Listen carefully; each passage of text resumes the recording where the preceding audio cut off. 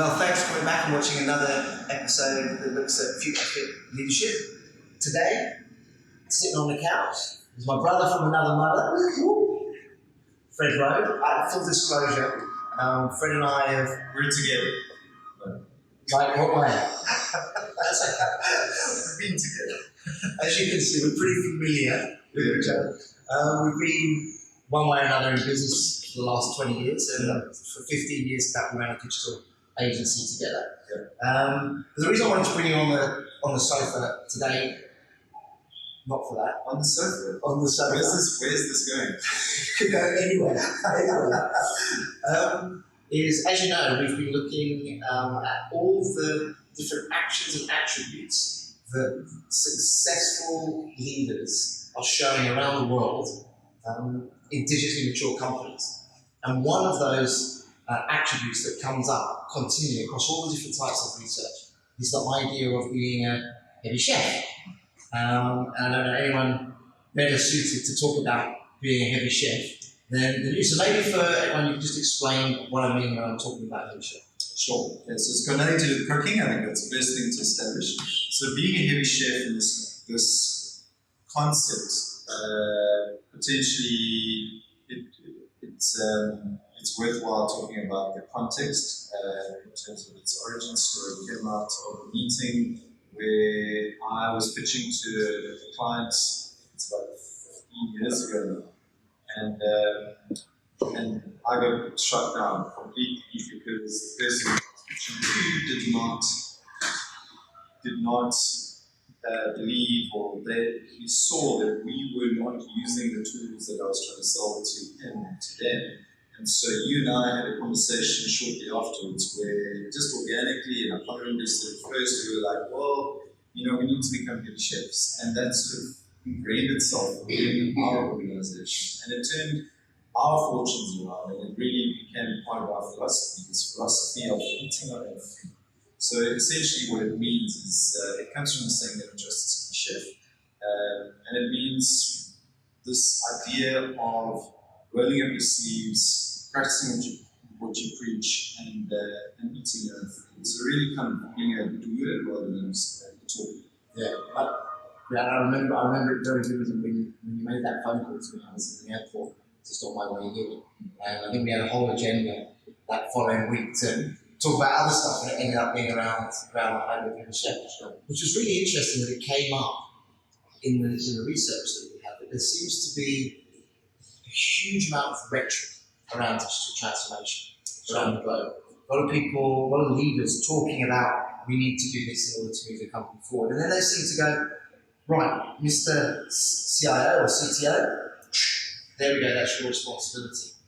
And the ones that are successful in taking their organizations forward from a digital perspective are the leaders who say, no, it's my responsibility. Do you think CEOs and MDs and leaders of these global organizations aren't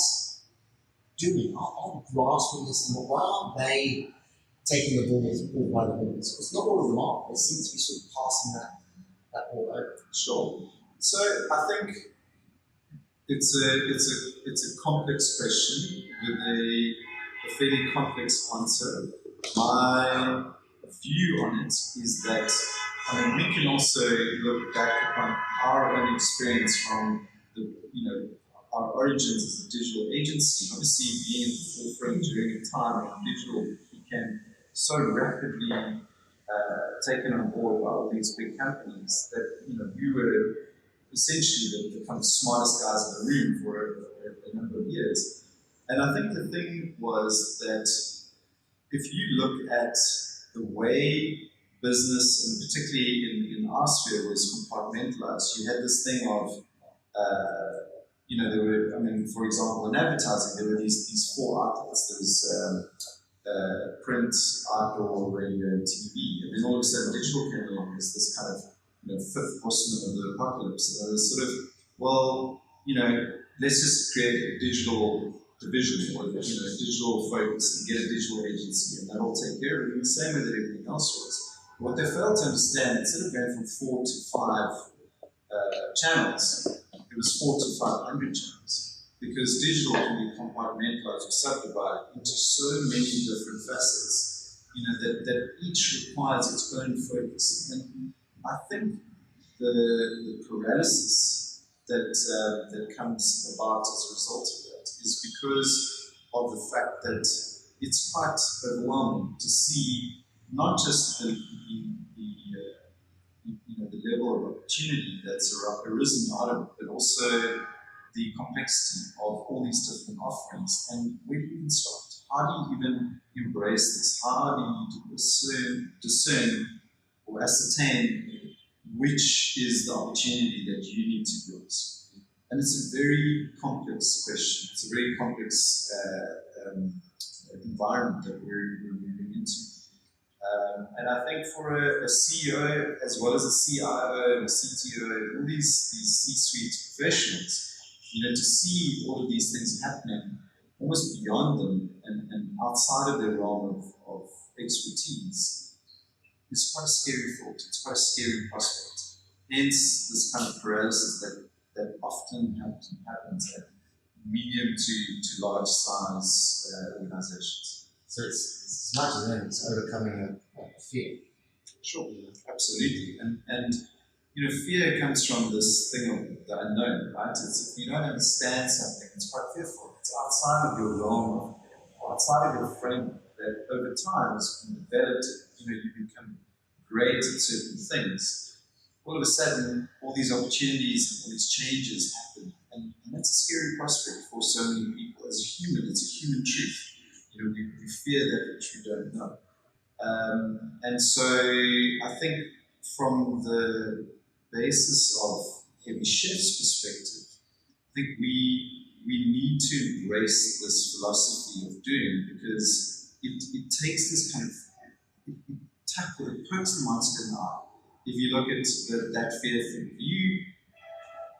to take the sort of Heavy Chef analogy a little bit further, if you take little bites out of big opportunities, and you start to intuitively embrace the kind of feast of opportunities, it allows you with a more pragmatic way of dealing with the opportunity, but to be more experimental, to be more playful, and to be more creative in the way, the approach to change, transition in these organizations. That's a really, really good point. I think the idea of, speaking to Dave Duarte, he was talking about you don't just go run a marathon, right? You've got to take the first step. Sure. And it is those steps. What's interesting from a change perspective is leaders they're currently sitting here, they know they need to get here.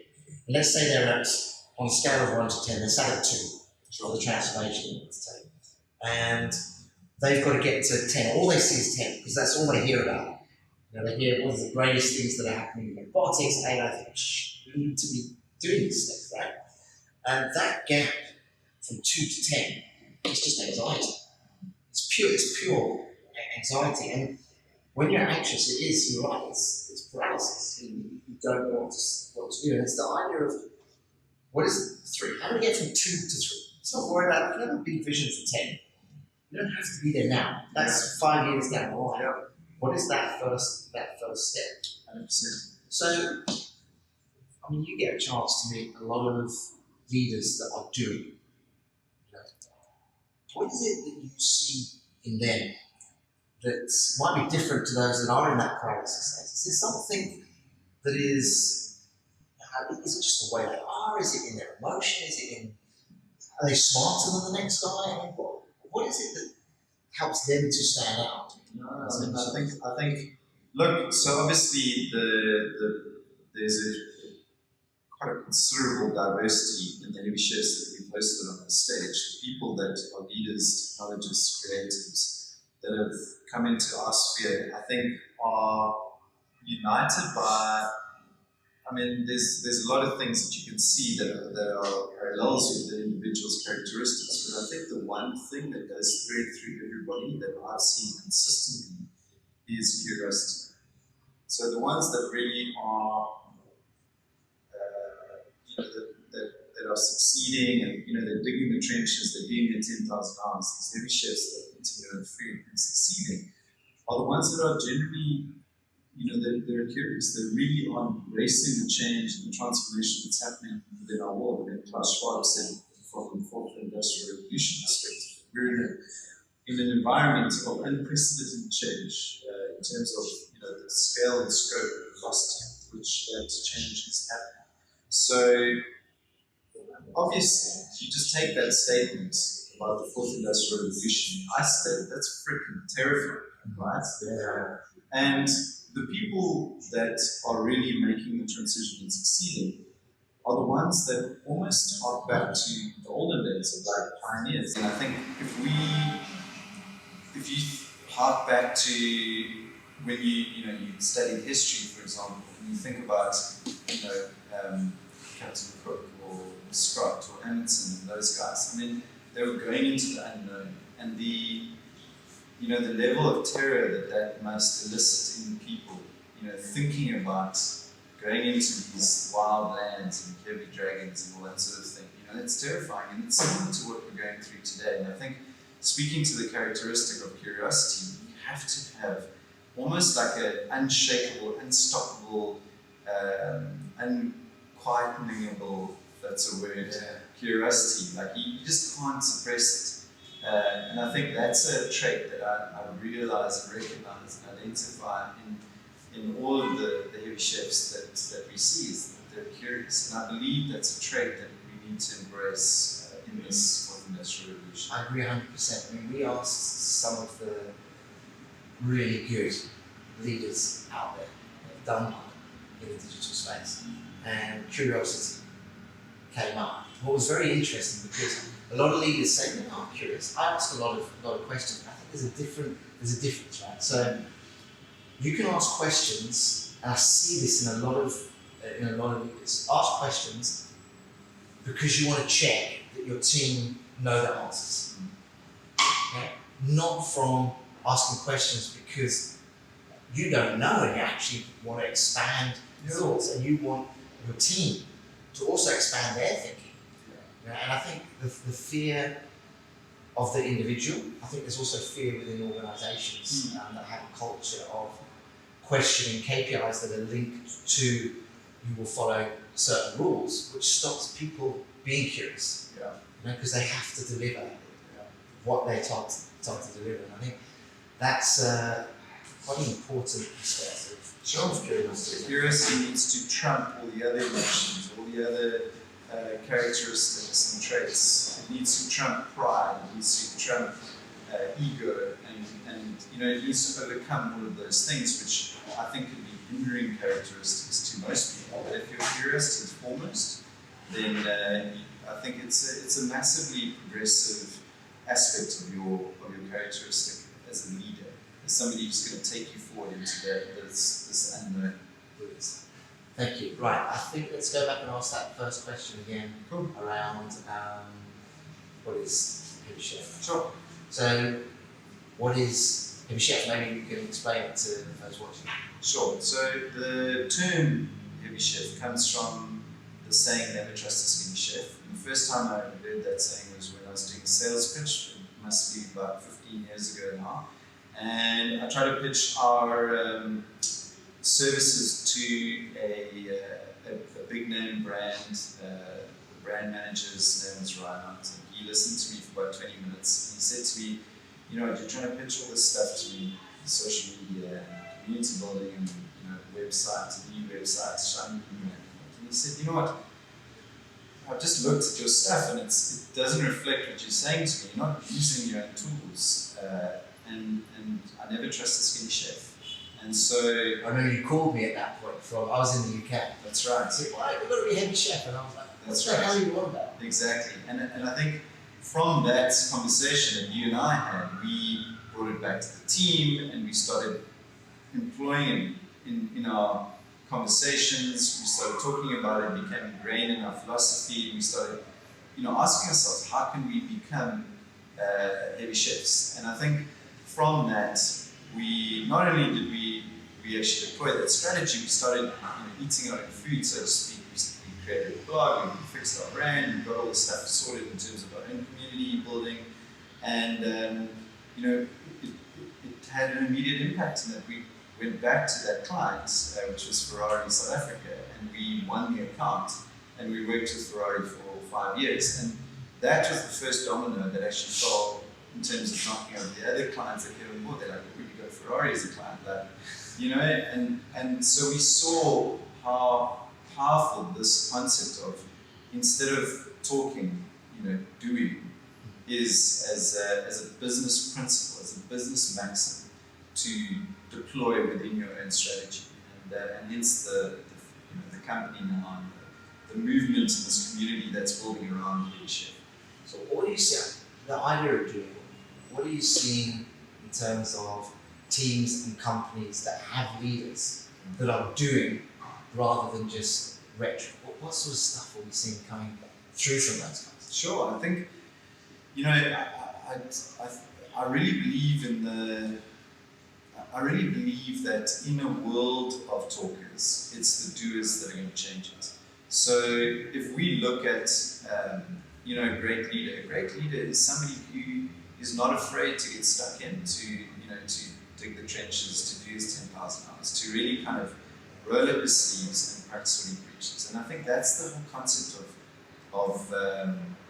of this kind of heavy chef leader, somebody who will lead from the front. And that's massively important for a team to see that, because obviously you're modeling the behavior that you would like to see within your team. That said, I don't think that leader should supersede the actions of the people next to him. And again, it needs to balance with that curiosity, and also surround yourself with people who are equally as curious and willing to take the... Yeah, it's not about a hero leader. I think it can't be about that anymore. I think it's a hero team, right? Yeah, it is. It can come from, it's a learning culture where it's not one person's expertise that is going to cause the direction. You can get the whole team's thinking systematically as opposed to siloed. Yeah. They can move the company forward, and it can come from anywhere. Yeah. And I think that's hugely huge. And it's critical to innovation. And in a time when everybody talks about innovation, you think about just having the smartest people in the room, and hey, innovation, right? It's going to happen from that, and that's not the case. And I think what you're looking at, obviously you need to have smart people within your team, but the leadership and the philosophy that you deploy needs to be this thing of taking these bite-sized chunks out of the opportunities that lie within technology.